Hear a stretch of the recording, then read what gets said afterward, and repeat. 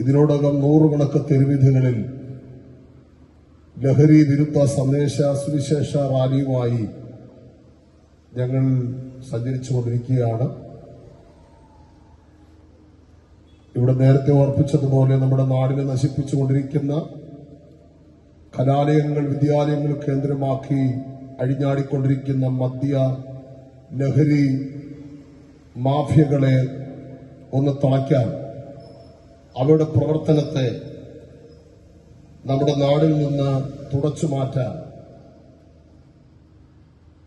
അതിനുവേണ്ടിയാണ് ഈ സന്ദേശ റാലി ഞങ്ങൾ സംഘടിപ്പിച്ചു വരുന്നത്.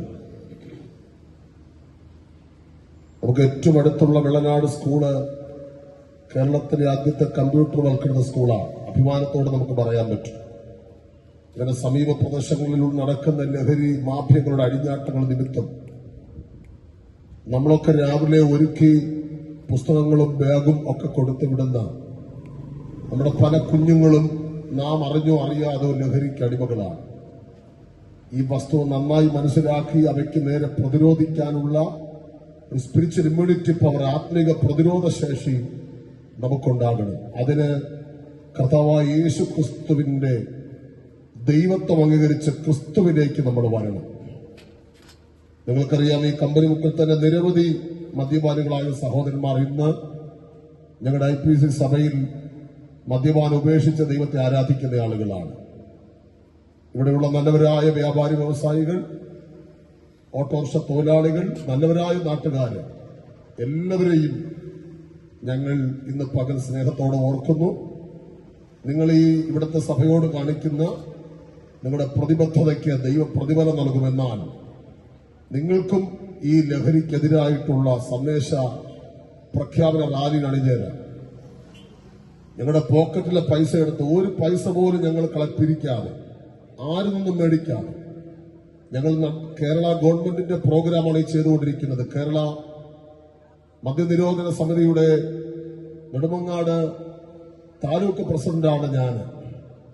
കേരള മദ്യനിരോധന സമിതിയുടെ തിരുവനന്തപുരം താലൂക്ക് പ്രസിഡന്റാണ് ഇവിടെ നിൽക്കുന്ന സജു തങ്കച്ചൻ അവർകൾ, മറ്റ് പ്രവർത്തകർ.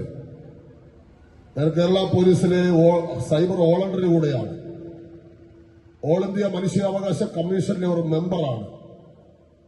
അതുകൊണ്ട് സമൂഹത്തിൽ മുഖ്യധാരയിൽ നിന്നുകൊണ്ട് ഞങ്ങൾക്ക് സന്ദേശം അറിയിക്കാനുള്ളത്, ഒന്നാമത്തെ ലഹരി മദ്യം, രണ്ടാമത്തെ ലഹരി കഞ്ചാവ്, മൂന്നാമത്തെ ലഹരി മറ്റിതര വസ്തുക്കൾ, നാലാമത്തെ പ്രധാന ലഹരി നമ്മുടെ നാട്ടിൽ നമ്മുടെ കുഞ്ഞുങ്ങൾ ഉപയോഗിക്കുന്ന മൊബൈൽ ഫോണിന്റെ സോഷ്യൽ മീഡിയയുടെ ഉപയോഗങ്ങൾ. ഇത് നിർത്തലാക്കണം.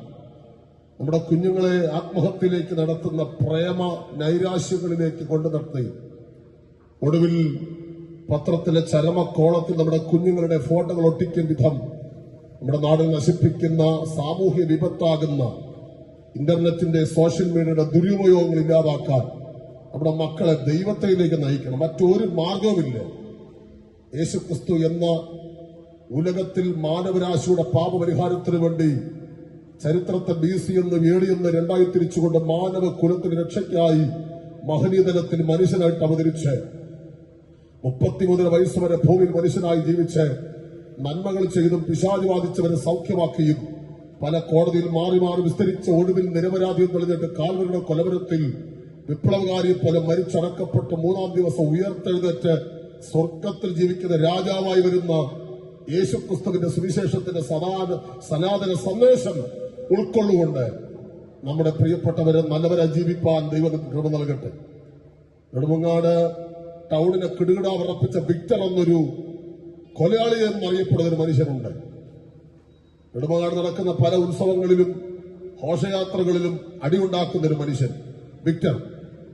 അദ്ദേഹം FIR-ൽ കൈ വിലങ്ങ് വച്ച് ജയിലിൽ കൊണ്ടുപോകുന്ന വീഡിയോകൾ കാണിച്ചയാളാണ്.